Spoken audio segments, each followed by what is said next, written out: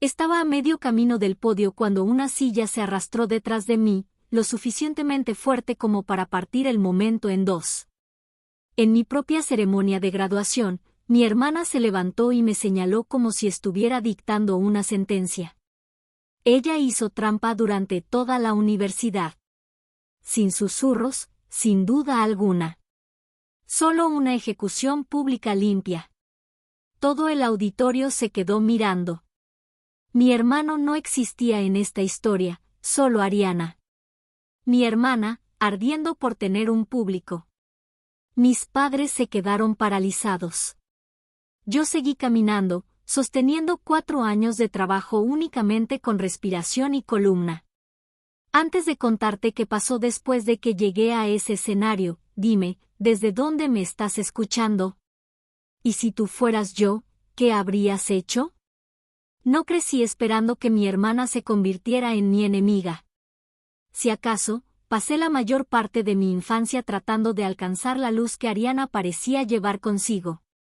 Ella era la dorada, más ruidosa, más brillante, magnética sin esfuerzo. En las cenas familiares en Portland, los parientes se inclinaban para escuchar sus historias. Yo me sentaba a su lado, asentía, aprendía a hacerme pequeña para que ella pudiera brillar. Pero algo cambió cuando dejé de ser la niña callada que la seguía y empecé a convertirme en alguien por mi cuenta. Para el penúltimo año de preparatoria, mis calificaciones superaron a las suyas. Los maestros me llamaban más. Llegó una carta de beca con mi nombre, y la sonrisa que Ariana me dio tenía la dulzura de una fruta dejada fuera demasiado tiempo. La universidad hizo la distancia aún mayor. Yo me fui al campus con una maleta deportiva y una pila de libros de psicología. Ella se quedó en casa después de abandonar su posgrado. No pensé que importara. Caminos distintos, tiempos distintos. Pero la primera grieta apareció cuando mi reembolso de la beca llegó incompleto. Faltaba dinero. Luego vino una explicación vaga de la Oficina de Ayuda Financiera. Cuando les pregunté a mis padres si Ariana había dicho algo, intercambiaron una mirada demasiado rápida para descifrarla. Después llegaron los correos. Una queja por plagio. Una cita cancelada con el profesor Hall que yo no reconocía. Una acusación de tutorías canceladas de alguien a quien nunca había conocido. Al principio eran cosas pequeñas, fáciles de ignorar, fáciles de culpar al caos escolar. Pero se fueron acumulando, peso tras peso, aplastando mi reputación hasta que empecé a sentir que la gente me miraba en los pasillos con la cautela de quien se acerca a un espejo roto. Lena, mi compañera de cuarto, lo notó antes de que yo dijera algo. «Revisas tu celular como si estuvieras esperando algo malo», susurró una noche en nuestro departamento tipo estudio. No supe cómo explicarle que no estaba esperando malas noticias. Estaba esperando un patrón. La verdad es que seguía esperando que no fuera Ariana. Que mi hermana, la chica que me trenzaba el cabello antes de ir a la escuela, no podía estar detrás de todo eso. Pero la esperanza tiene una forma cruel de cegarte justo antes del golpe final. Solo que no sabía que ese golpe caería el único día en que ella sabía que yo no podía defenderme. Los meses previos a la graduación se sintieron como vivir en una habitación donde alguien bajaba la luz poco a poco. No lo suficiente para dejarme a oscuras, solo lo suficiente para hacerme dudar de lo que veía. Cada vez que pensaba que lo peor había pasado, algo nuevo se colaba por debajo de la puerta. Primero fue un segundo ajuste a mis pagos de beca. Luego un aviso sobre un formulario faltante que yo ya había entregado. Después, mi cuenta del campus se bloqueó por actividad sospechosa repetida. Me quedé mirando la pantalla de inicio de sesión en mi dormitorio, con el pulso acelerado, como si el sistema mismo me estuviera diciendo que ya no pertenecía del todo ahí. Luego el profesor Hall me llamó a su oficina. Llegó una queja, dijo con cuidado, entrelazando las manos. Alguien afirma que plagiaste partes de tu informe de análisis conductual. Se me cayó el estómago. Ese informe me había tomado semanas, noches largas, sobras frías, correcciones interminables. Abrí la boca para defenderme, pero él levantó la mano. No lo creo. Te lo digo para que te prepares. ¿Prepararme para qué?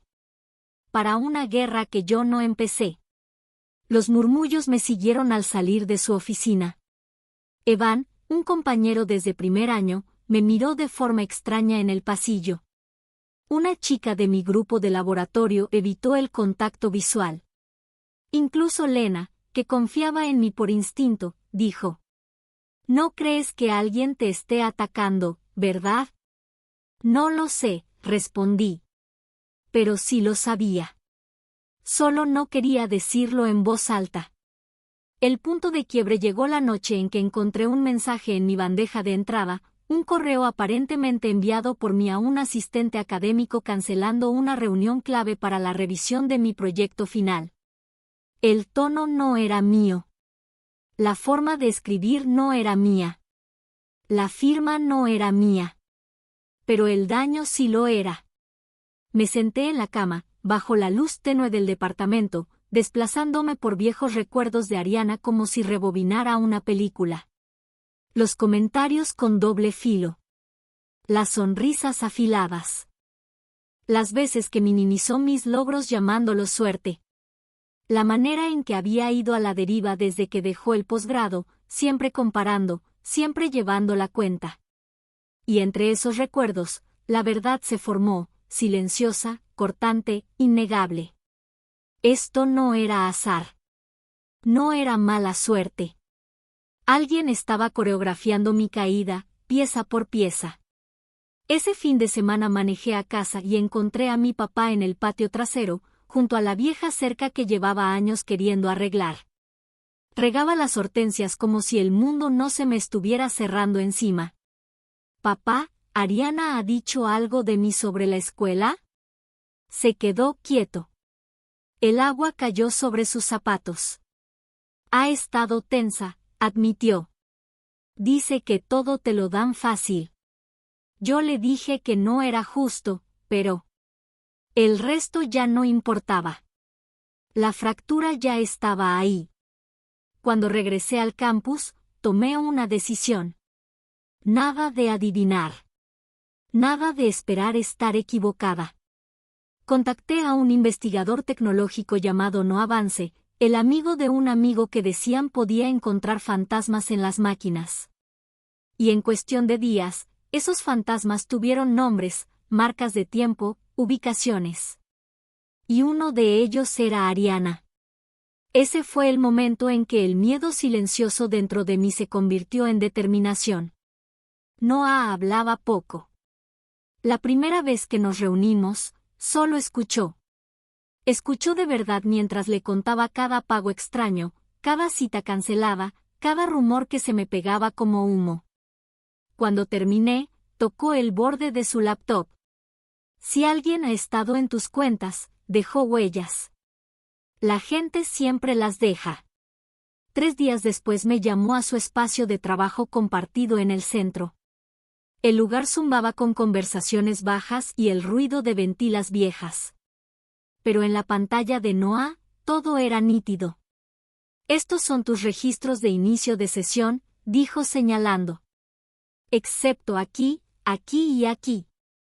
Esos no son tuyos. El acceso viene de otro dispositivo, en una red doméstica en Portland». Se me cerró el pecho. No quería que lo dijera. Lo dijo de todos modos. «La misma red donde viven tus padres». Algo dentro de mí se encogió, como si mis costillas intentaran proteger mi corazón. No los acusaba directamente. Pero solo había una persona en esa casa que conocía mis contraseñas, mis preguntas de seguridad, mis hábitos. Ariana. Noah volvió a desplazarse. «Hay más. El dinero faltante de tu beca». Alguien lo redirigió 2 veces. Abrió otra ventana con una lista de transacciones bajo mi cuenta del campus. «Y estas acusaciones de tutoría.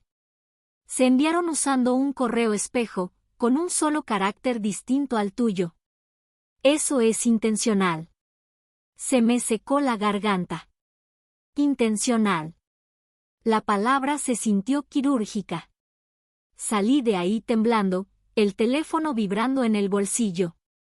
Lena había escrito, ¿estás bien? Has estado muy callada. No pude responder. Aún no. Necesitaba aire. Algo firme a lo que aferrarme. En lugar de eso, manejé directo a casa de mis padres, me senté en la entrada y me quedé mirando la luz del porche parpadear bajo el cielo de principios de verano. Mi papá me encontró ahí 20 minutos después. Jolie, ¿qué pasa? No le conté todo. Solo lo suficiente. El dinero de la beca que faltó, la acusación de plagio, alguien ha estado en mis cuentas arruinándome la vida. Tragó saliva. ¿Estás diciendo que? No lo sé, mentí. No hasta tener pruebas. Porque la verdad lo rompería. Él todavía creía que Ariana era complicada, no cruel, herida, no peligrosa. No veía lo que me estaba haciendo porque yo había pasado años cubriéndolo con una sonrisa. Pero ya no estaba cubriendo nada. De regreso en el campus esa noche. Reuní cada archivo, cada captura de pantalla, cada detalle extraño que Noah había confirmado. Si Ariana quería destruir la vida que yo había construido, la protegería con todo lo que me quedaba. A la mañana siguiente contacté a la abogada Mera Reyes. Revisó lo que llevé y solo hizo una pregunta. ¿Cuándo quieres que esto se detenga? Cuando ya no sea solo yo a quien pueda lastimar, respondí. Ahí fue cuando ocurrió el cambio. Silencioso, pero absoluto. Ya no estaba reaccionando. Estaba preparándome. La graduación era en 2 semanas. Guardé las pruebas en un sobresellado, etiquetado y listo. Y por primera vez en meses, sentí algo distinto al miedo. Sentí dirección. Las 2 semanas pasaron como si viviera en 2 líneas de tiempo al mismo tiempo. En una, era una estudiante a punto de graduarse, devolvía la llave del dormitorio, terminaba exámenes finales, me probaba la toga y el birrete frente al espejo. En la otra, me preparaba para una guerra silenciosa. Una guerra que Ariana no sabía que ya había perdido. La noche antes de la graduación casi no dormí. El cielo afuera de mi estudio era de un azul profundo, sin nubes, de esos que hacen que el mundo parezca en pausa. Coloqué todo sobre la mesa, el sobresellado con las pruebas, los registros impresos que Noah había verificado, la declaración que Mera me ayudó a preparar y el resumen de mi proyecto final. Mis manos no temblaban. Ya no. Tenía la firmeza de alguien que por fin había salido del modo supervivencia. Al amanecer, deslicé el sobre dentro del forro interno de mi toga y salí por la puerta. El auditorio de la universidad en Portland ya estaba lleno de movimiento cuando llegué. Estudiantes abrazándose. Padres abanicándose con los programas. Profesores formados con sus togas académicas. Todo se veía normal, festivo, esperanzador. Y debajo de todo eso, un pulso lento de inquietud marcaba el ritmo en mi pecho. No era miedo a Ariana. Era miedo a lo que ella me obligaría a revelar. Cuando mi familia llegó, lo noté de inmediato. Ariana no estaba vestida como alguien que asiste a una graduación. Estaba vestida como alguien que la dirige. Saco blanco, maquillaje dramático, postura demasiado ensayada. Escaneaba la sala con la mirada, ojos inquietos, hambrientos de una atención que aún no había ganado. Mamá me saludó primero, con un entusiasmo demasiado forzado. Papá me abrazó fuerte, demorándose lo suficiente para dejarme claro que presentía que algo venía. Ariana se quedó detrás de ellos, con los brazos cruzados. «Felicidades», dijo con suavidad. «Gran día». «Sí», respondí, manteniendo la voz firme. enorme. Su sonrisa se tensó, rápida, depredadora. Y por un segundo vi el plan en sus ojos. No había venido a celebrar. Había venido a atacar. Tomé mi lugar en el escenario con los estudiantes de honor. Desde ahí, el público parecía un solo organismo respirando. Las luces calentaban mi rostro y una calma extraña se asentó en mis huesos. El decano Matthews cruzó mirada conmigo desde su asiento.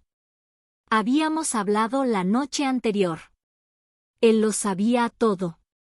Me dio un leve asentimiento. La ceremonia comenzó. Discursos, aplausos, música que subía y bajaba. Mi nombre estaba casi al final del alfabeto, lo que le daba a Ariana todo el tiempo del mundo para decidir cómo arruinaría el día. Y lo hizo. Primero escuché el ruido, su silla yéndose hacia atrás de golpe. Luego su voz. Hizo trampa durante toda la universidad. El sonido atravesó el auditorio como tela desgarrándose. Las conversaciones se cortaron a la mitad. Los profesores se quedaron inmóviles. Los teléfonos se alzaron de inmediato, rectángulos brillantes capturando el espectáculo que ella deseaba con tanta desesperación. «No merece ese diploma», gritó Ariana, ahora más fuerte, señalándome directamente. Mintió. Manipuló el sistema. Pregúntenle a quien sea. Decenas de rostros giraron hacia mí. Sus expresiones pasaron de la alegría al shock y luego a algo más complejo, preocupación, confusión, curiosidad. Un mar de ojos haciendo la misma pregunta. ¿Es verdad? Me puse de pie. Cada paso por el pasillo fue deliberado, medido. El taconeo marcaba una cuenta regresiva. No miré a Ariana, no porque temiera lo que diría después, sino porque ya sabía todo lo que estaba a punto de perder. Los estudiantes se hicieron a un lado para dejarme pasar. Algunos susurraban. Otros me miraban sin disimulo. Unos cuantos desviaron la mirada, como si mi humillación pudiera ser contagiosa. Pero lo que vivía dentro de mí ya no era humillación. Era propósito. El decano me esperaba en el podio, con una expresión serena, las manos descansando sobre la pila de diplomas. Cuando llegué, el ambiente aún vibraba con las acusaciones de Ariana, pero su voz fue tranquila cuando habló. Jolie Hart. Acepté mi diploma, levanté el mentón y me incliné apenas un poco hacia él. Está debajo de mi asiento, susurré. Sobremarcado a 19. No parpadeó. No pidió aclaraciones. Él simplemente sonrió, una sonrisa pequeña, cómplice, y asintió. Ese asentimiento fue el comienzo silencioso del final. Detrás de nosotros, el personal de seguridad empezó a moverse con discreción. Un miembro del profesorado se acercó a la fila donde Ariana seguía de pie, el pecho agitado, el maquillaje empezando a cuartearse bajo el calor de su propia actuación. Ella no se dio cuenta de que el auditorio ya no le pertenecía. No después del gesto del decano. No después de las pruebas que esperaban debajo de mi silla. Mientras yo salía del escenario, la energía del lugar cambió. Los murmullos ya no sonaban igual. Una mujer en la segunda fila bajó su teléfono, frunciendo el ceño, no hacia mí, sino hacia Ariana. Un profesor negó con la cabeza. Un reportero del periódico local se inclinó hacia adelante, escribiendo con rapidez. Ariana también sintió el cambio. ¿Qué? Ladró, con la voz temblorosa. Todos lo vieron. Ella no negó nada. Solo se quedó ahí parada. No entendía que, a veces, el silencio no es una admisión. A veces, el silencio es estrategia. La seguridad llegó a su fila. Uno de ellos le habló en voz baja, ofreciéndole una opción, calmarse o salir. Pero Ariana nunca fue de hacerlo con suavidad. Todos están ciegos. Gritó, señalándome de nuevo, la desesperación rompiendo su fachada pulida. Ha estado mintiendo durante años. Pero el público ya no estaba de su lado. Me habían visto caminar con calma y firmeza. Habían visto al decano asentir. Habían visto a Ariana desmoronarse. Y desmoronarse fue exactamente lo que hizo. Primero se le quebró la voz. Luego las manos. Después, el control que siempre creyó tener sobre mí, sobre nuestra familia, sobre la historia. Intentó seguir gritando, pero el personal de seguridad la fue guiando con suavidad hacia el pasillo. No fue violento. No fue duro. Fue simplemente la consecuencia natural de sus propias decisiones. Cuando llegó a las puertas del fondo del auditorio, se volteó una última vez, con los ojos encendidos de incredulidad. ¿Crees que esto se acabó, Jolie? Escupió. ¿Crees que ese pequeño susurro te hace inocente? No volteé. No hacía falta. La verdad ya estaba avanzando en silencio, por la vía legal, de forma irreversible. Después de la ceremonia, me reuní con el decano tras bambalinas. Sostenía el sobre que yo había escondido. Esto es grave, dijo con suavidad. Grave fue lo que ella hizo, respondí. Asintió, con el rostro serio. Hiciste lo correcto. Meera llegó minutos después, con una presencia firme y controlada.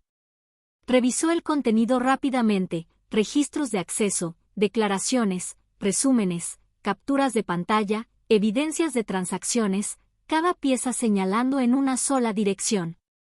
No va a poder darle la vuelta a esto, dijo Meera. Ni ante el Consejo Académico, ni en un tribunal civil, ni en ningún lado. Y así, la última etapa del plan de Ariana se derrumbó. No porque yo gritara. No porque peleara con ella frente a todo el auditorio. Sino porque me negué a pelear en sus términos. La investigación comenzó a la mañana siguiente. Para el final de la semana, Ariana fue vetada del campus mientras se llevaba a cabo la revisión. 2 profesores se presentaron con correos sospechosos que antes habían descartado. La oficina de becas rastreó los pagos desviados directamente a cuentas vinculadas con su dispositivo. Y cuando Noah entregó su informe digital, el consejo no necesitó más de una sola reunión. El sabotaje de Ariana era innegable. Su arrebato en la graduación, el mismo espectáculo que creyó que me destruiría, se convirtió en la prueba más clara de motivo, obsesión e intención maliciosa. Y en el silencio después de la tormenta, ocurrió algo inesperado. No me sentí victoriosa. Me sentí libre. En las semanas siguientes, la investigación avanzó más rápido de lo que esperaba. El Consejo Académico emitió sus conclusiones. Ariana había accedido a mis cuentas, desviado pagos de beca, fabricado correos y tratado de interferir con mi situación académica. Fue oficialmente expulsada del campus y remitida a una acción civil. Cuando Meera presentó la demanda de restitución, las pruebas eran tan claras que las negociaciones duraron menos de una hora. Mis padres no lo tomaron bien. Primero vino el shock, luego la negación, y finalmente una aceptación silenciosa cuando el papeleo no dejó espacio para la imaginación. Papá me llamó una noche, con la voz cargada. Debí haberlo visto, susurró. Lo siento. No lo culpé. Ariana siempre había sabido esconderse en esos espacios donde el amor se confunde con la suposición. Poco después me mudé a un pequeño departamento en Corvallis. Nada lujoso, pero la luz del sol entraba por las ventanas cada mañana. Compré una mesa de segunda mano, adopté un gato que de inmediato se adueñó de todas las sillas, y dejé que mi vida volviera a ser simple. Por primera vez en años, mis días no estaban marcados por el miedo ni por la duda constante. Estudié, caminé, respiré. Y poco a poco, el espacio que Ariana había llenado de caos se convirtió en algo más amable, un lugar para reconstruirme bajo mis propios términos. Si hay algo que aprendí, es que decir la verdad no se trata de ganar. Se trata de, por fin, salir de las sombras que alguien más construyó para ti. Las decisiones de Ariana marcaron mi dolor, pero no definen mi futuro. Ese lo construí yo misma, pieza por pieza, con pruebas, paciencia y la decisión de no volver a encogerme jamás. Si alguna vez has tenido que enfrentarte a alguien que debió protegerte, no estás solo. Comparte tu historia en los comentarios. Las leo. Y si quieres más historias como esta, suscríbete para no perderte la próxima.